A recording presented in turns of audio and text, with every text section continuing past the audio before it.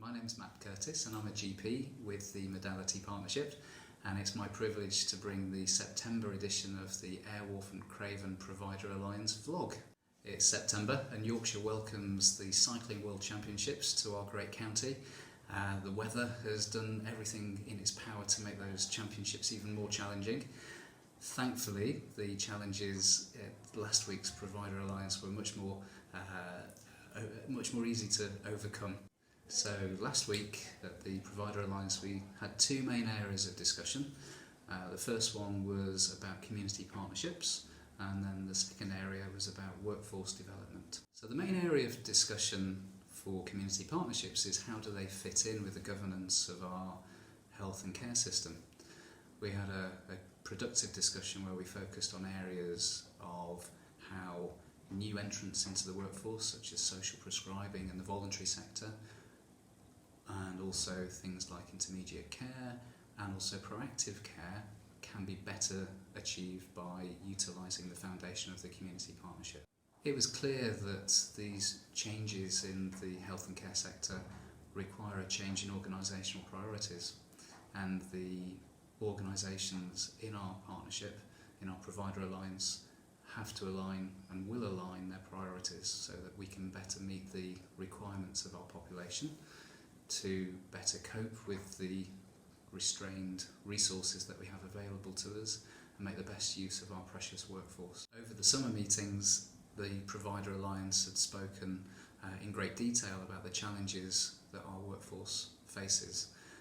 We are often struggling to recruit staff, we often struggle to retain staff, and we find ourselves more often than not competing against each other for that same talented pool of people. So these are big challenges that we face and not things that can be done overnight.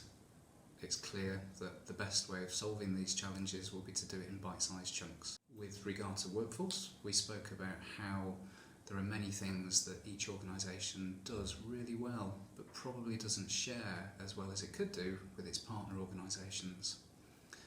We had a session where we talked about putting some meat on the bones of our aspirations and how we can make it easier for our workforce to move across boundaries.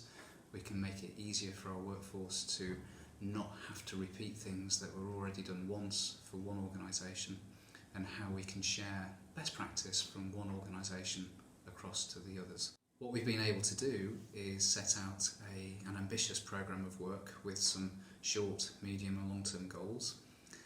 What we are expecting to see is that the population that we serve will get better care, and that will come from a workforce that is valued and happy and healthy in its place of work. So what have we got to look forward to in the coming months with the Provider Alliance?